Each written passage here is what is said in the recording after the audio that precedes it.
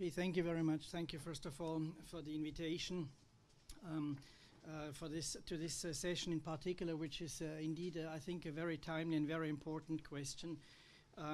If I may, just as a side remark, because you introduced me, tell you that as of today there's a new organigram of DG DEVCO on the internet, and I have changed position again, but I don't want to go into that any further. I would like to start by a provocation. Jonathan has talked a lot about middle-income countries and upper middle-income countries, and the question whether they should receive aid or not. He did not talk about one category of countries, which is the European neighborhood, and the countries that actually would like to join the European Union. Most of them are middle-income countries and upper middle-income countries, so they should actually also be factored into this debate. Now, especially in this country, there's a lot of polemics going on about the fact that the EU spends more than half of its ODA on rich countries. And this debate means precisely the money we spend in the neighborhood and the pre-accession for countries that would like to join the Union. So just to give you another aspect of this discussion, we are heavily criticized for spending money on middle-income countries at all. Now, I just want to leave that so that you see that there are other sides to this discussion.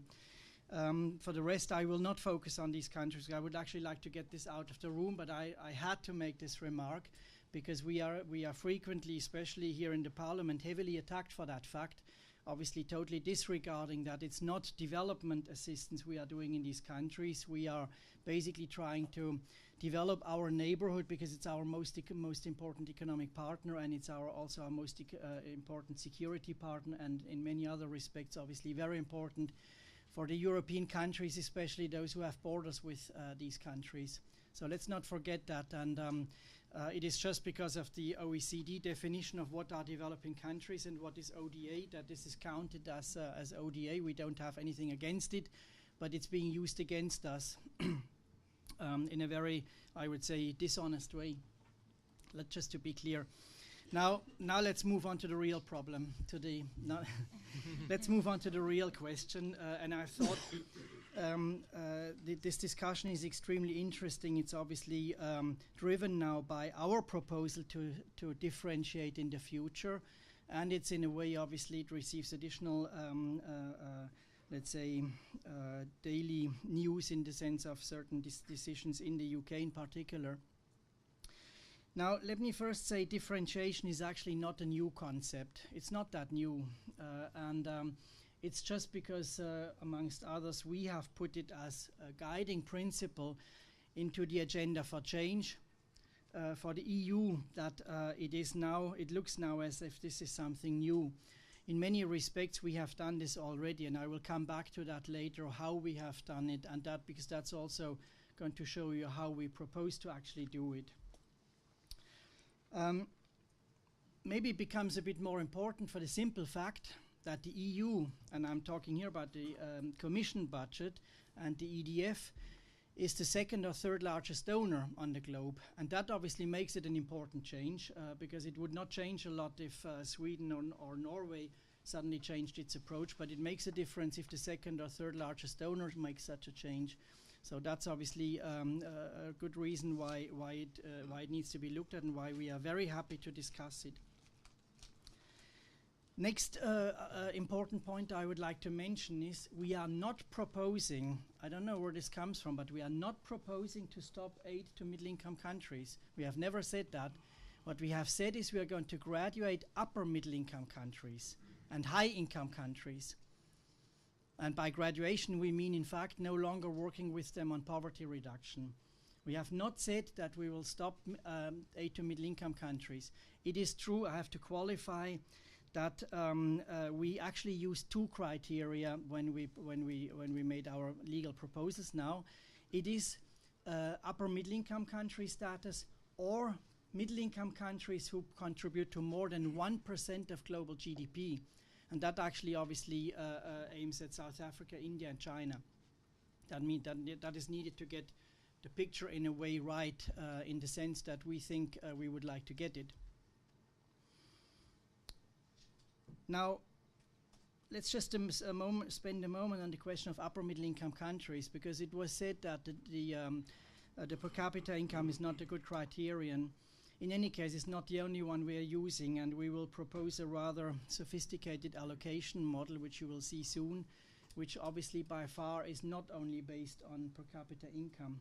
But per capita income is a good indicator, never, despite of everything what has been said. And I will tell you why. Quite a number of our upper middle income partner countries have a higher per capita income than the country where our development commissioner comes from.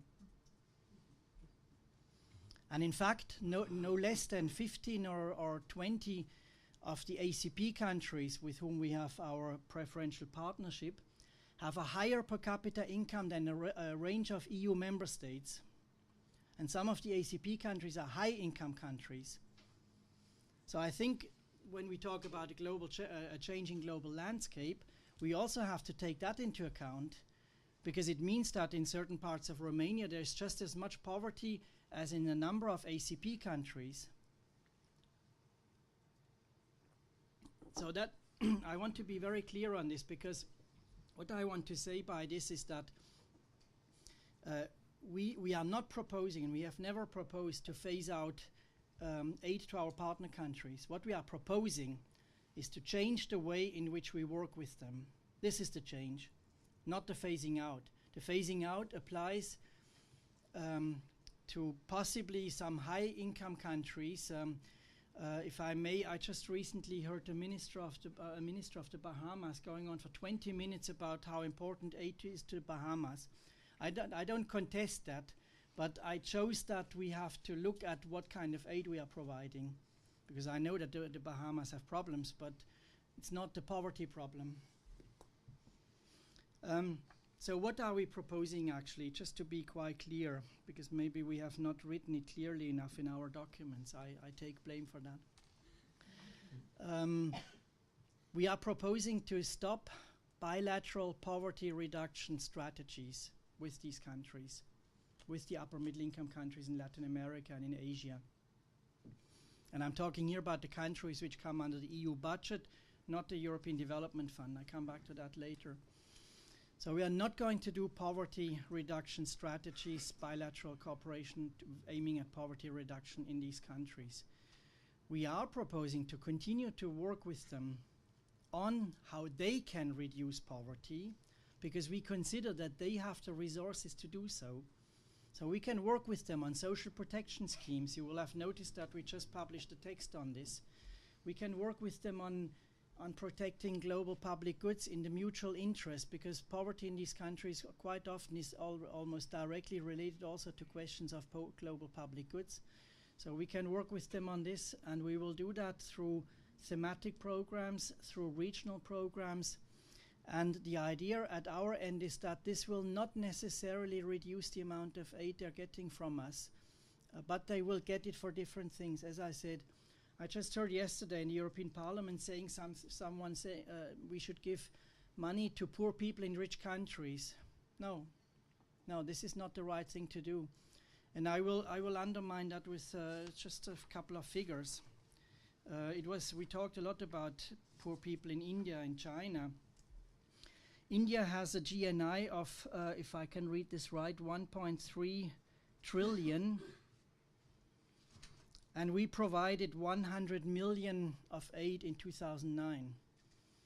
Now, I think it's clear for everybody that this money cannot reduce poverty in India. It will not reduce poverty in India, and it should not be aimed at reducing poverty in India, at least not by giving it directly to the poor people. Because in any case, it's a drop on a hot stone, and it will not change the way the country works. This is why we talk about differentiation. This is why we talk about drawing the conclusions from realities which are there and which we cannot neglect. And not least, obviously, we still have, and this is in the Lisbon Treaty, the objective of eradicating poverty. So we also have to focus our money on eradicating poverty in those countries who cannot do it themselves. This is the difference. We can talk with countries, with upper middle income countries, on how they can reduce poverty, because we have a lot of experience in our European countries. We have done it over the last 100 years. So we have a lot of experience how to do it and what it takes to actually reduce poverty. And so this is what is the new approach for EU funds. Engage with all the countries. We will not pull out of any single country. We will not pull out of any single country, but we will offer them a different menu of ways of financing, of topics that we propose to work on, which should be in the mutual interest also, where we also have our own interest. Because that's the other point, and I refer back to what Jonathan said about his global public, how did you call it, global public sector. This is happening already. I mean, climate financing, or if we work on work together with countries on fighting drugs or terrorism or on anything else, this is happening already, and so this actually is something which, in my view, is not to be invented. It exists already, and it will exist more and more. And it is an excellent reason to continue aid with countries which are relatively developed, but to focus that aid precisely on sectors of public interest. Then another, I think, important element, and a word which I have not heard this morning, maybe it was used yesterday, is the distinction between giving aid as grants or blending it with loans. I have not heard about this, but this is an extremely important element. If we talk about cooperating with countries, where in any case our aid is not even 0.5% of the national budget, as it is quite often the case, then what we can do is, if we can use some of the ODA money to actually provide concessional financing or all sorts of innovative financial instruments, we can first of all multiply the effect, the impact that we will achieve. We are not therefore going to push countries into new indebtedness, because the volumes are not likely to be that, but we can do very useful things in middle-income countries and in upper middle-income countries with ODA, but with an intelligent use of ODA and leveraging a huge amount of other sources of financing.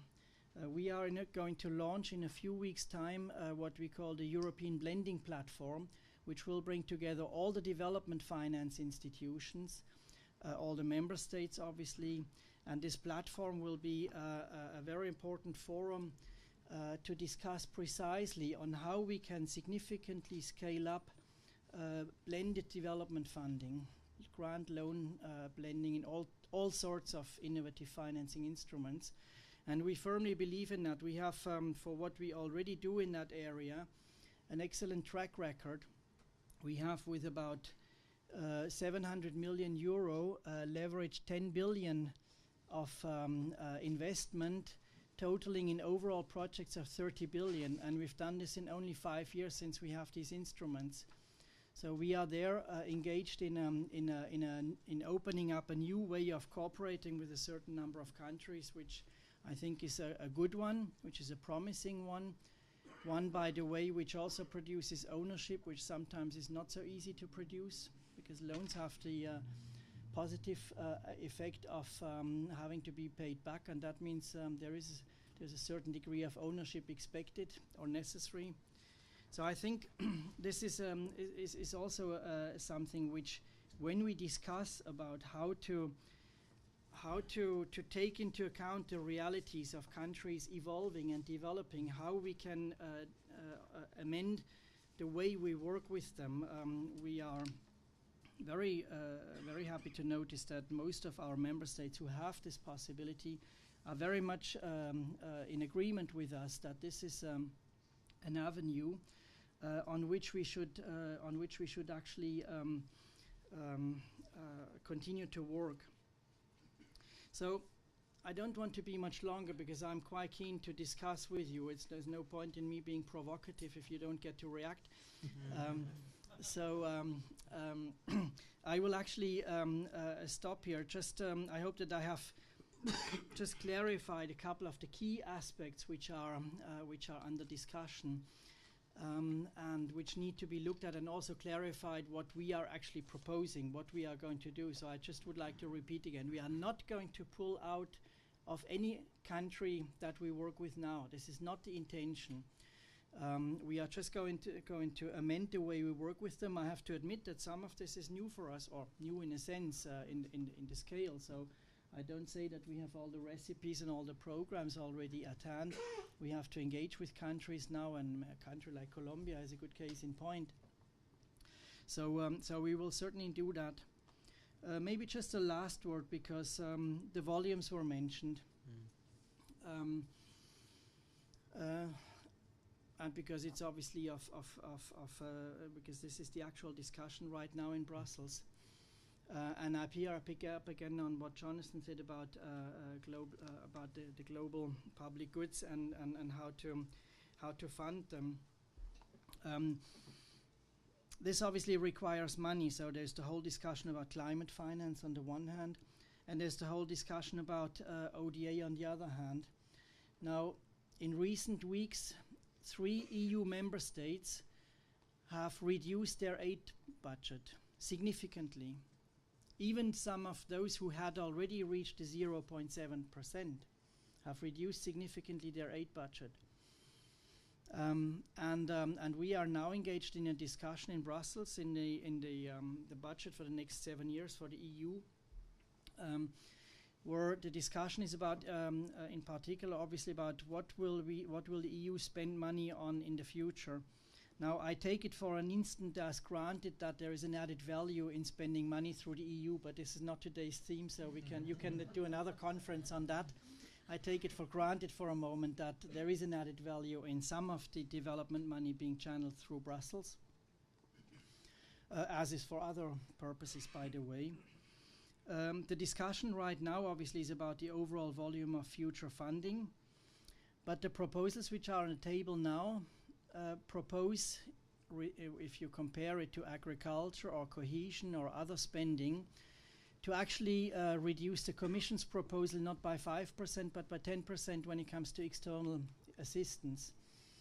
So that means there is also a danger and a tendency at the moment to use external spending as a way of making overall savings without making savings in other spending areas which are dear to EU member states. And that then comes back to the whole question of, and in that sense the whole discussion about middle-income countries is important, or emerging countries. We as EU and as individual EU member states, we are a very important global player, and we want to be able to engage with countries, all the countries basically, being the emerging countries, being the middle-income countries, but to do that we need money. And this is not just money for these countries, this is money which is spent in the mutual interest, because all these countries are trading partners and potential trading partners for the EU, and there are many other aspects which I don't want to go into. So the question is also, what do we need EU money for? And if we need it, as the discussion here seems to imply, if we need it to address problems in countries which are our partners in many respects, then I think it is important to think twice whether it's external spending which should be reduced first. And there is this danger at the moment on the table. Maybe the effect will not be quite so dramatic, because we had proposed a significant increase only in that area, only in external spending. But that increase, we will see how much of this we will get, and that means also how much will we be able to engage with all the countries around the world, because don't forget, unlike bilateral donors, we are engaged in around 140 countries of the world, and not just in 20 or 30. I leave it at that. Thank you. Thank you very much indeed.